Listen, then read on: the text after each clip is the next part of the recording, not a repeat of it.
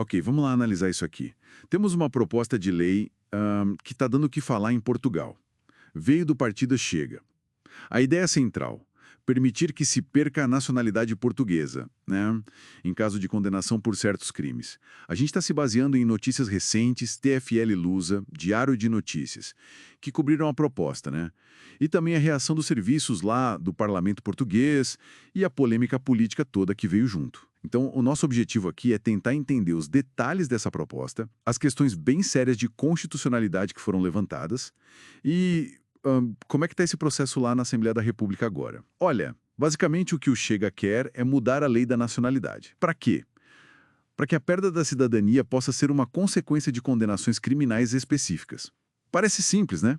Mas não é bem assim. E aqui, ó, é onde a coisa fica interessante de verdade. Os serviços técnicos do parlamento, eles emitiram uma análise, um parecer sobre a proposta. É importante entender, assim, que essa análise não é vinculativa, tá? Não obriga ninguém a nada. Só que a conclusão é forte. Ela diz que a proposta parece não cumprir os requisitos formais de admissibilidade previstos na Constituição e no Regimento da Assembleia da República. É pesado. Exato. E o que é fascinante nisso são os argumentos técnicos, sabe? O parecer aponta basicamente para duas possíveis inconstitucionalidades bem graves.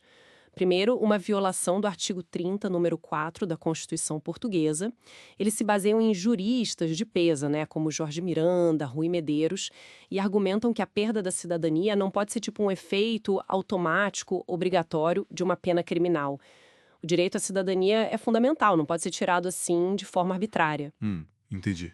Não como um castigo adicional automático. Isso. E o segundo ponto é a violação do artigo 13, o princípio da igualdade. A proposta do Chega criaria uma distinção, né? Só quem adquiriu a nacionalidade, tipo, por naturalização. Ah, que não nasceu português, mas se tornou depois. Exatamente. E desde que essa pessoa tenha outra nacionalidade, para não virar apátrida, claro. Só essa pessoa poderia perder a cidadania desse jeito. Quem tem nacionalidade originária, quem nasceu português, não. E aí o parecer lembra, citando outros nomes importantes como Gomes Canutilho e Vital Moreira, que a Constituição não faz essa diferença entre portugueses. Se a Constituição não faz, a lei também não poderia fazer, entende? Igual. Todos os cidadãos portugueses. É exatamente essa leitura que a análise dos serviços sugere, com base no princípio constitucional da igualdade.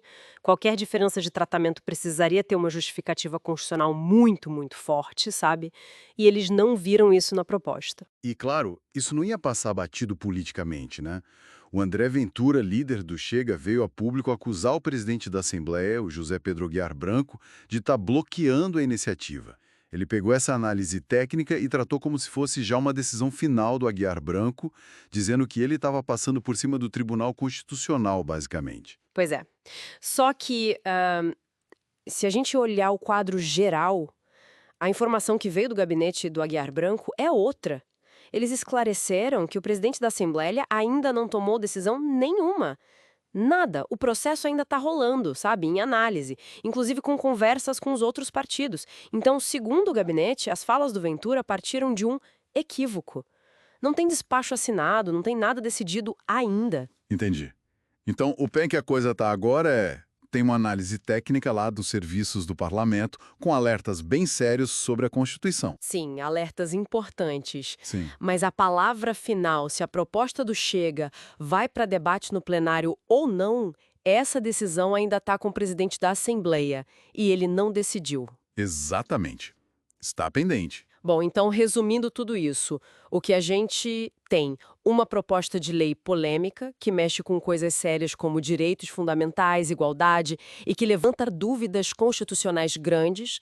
Temos também uma análise técnica dos especialistas do parlamento que aponta esses problemas, mas que sozinha não define nada. Certo. É um parecer, não uma sentença. E, para completar, uma briga política sobre como a proposta está sendo tratada na Assembleia, com acusações de bloqueio de um lado e, do outro lado, a informação de que a decisão formal ainda não existe. E isso tudo acaba levantando uma questão interessante, né, para a gente pensar um pouco mais a fundo. Até que ponto essas propostas legislativas, mesmo quando refletem vontades políticas claras, podem ou devem ser, digamos, filtradas por essas análises prévias de constitucionalidade dentro do próprio parlamento.